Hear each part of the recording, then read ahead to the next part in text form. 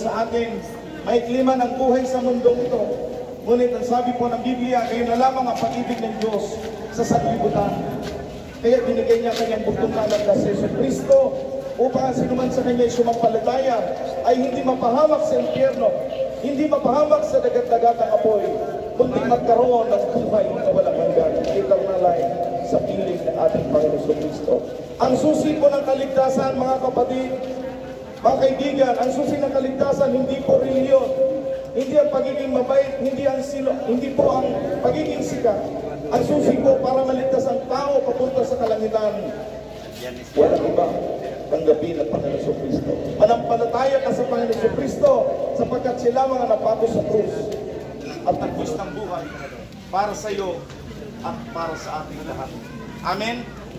Kaya mga kaibigan, mga kapatid, ngayong hapon, nais ko pong sabihin sa bawat isa sa atin na ang kahalagahan po ng buhay, napakahalaga ng bawat buhay.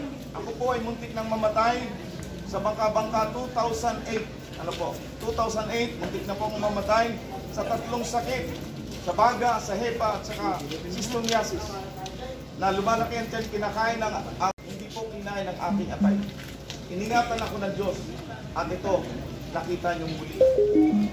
15 taon din po akong wala sa bangka-bangka, ngunit muling ibinalik ni God ngayon.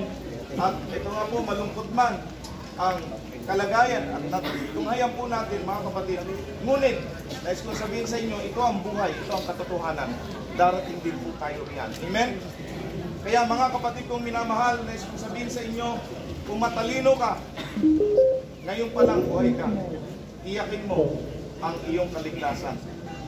Iyakin mo ang iyong pupuntahan. Walang ibang daan. Ang sabi ng John 14:6, sabi ng Panginoon Jesucristo, ako ang daan, ang katotohanan at ang buhay. Walang makarating sa Ama, kundi sa pamamagitan ng Panginoon Jesucristo. Amen? Kaya mga kapatid, nais kong sabihin sa inyo, lahat ng may relihiyon, Katoliko, Iglesia, Sabadista, born again, mga kapatid, lahat po tayo haharap sa Diyos. Amen? Lahat po tayo mananagot sa Diyos. Kaya nais ko sabihin sa inyo, ano man ang reliyon mo, okay lang yan, walang problema. Ang mahalaga, meron kang pananampalataya at meron kang relasyon sa ating Panginoon Jesucristo. Amen? Tulong ang reliyon natin para tayo kumapit sa Diyos. Kaya mga kapatid ko minamahal, nais ko pong sabihin sa inyo ngayong hapon, mahal na mahal tayo ng ating Panginoon Diyos. At ayaw niya na mapahamak tayo. Amen? Sapagkat pag tayo namatay, nandun na po ang judgment.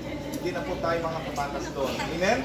Kasi nakatakda na po ang kamatayan sa buhay ng tao. Kaya, sabi ko sa inyo, noong 2008, marahil po mga kapatid, hindi pa nakatakda sa akin. Ilang beses na rin po ako muntik na malaglag sa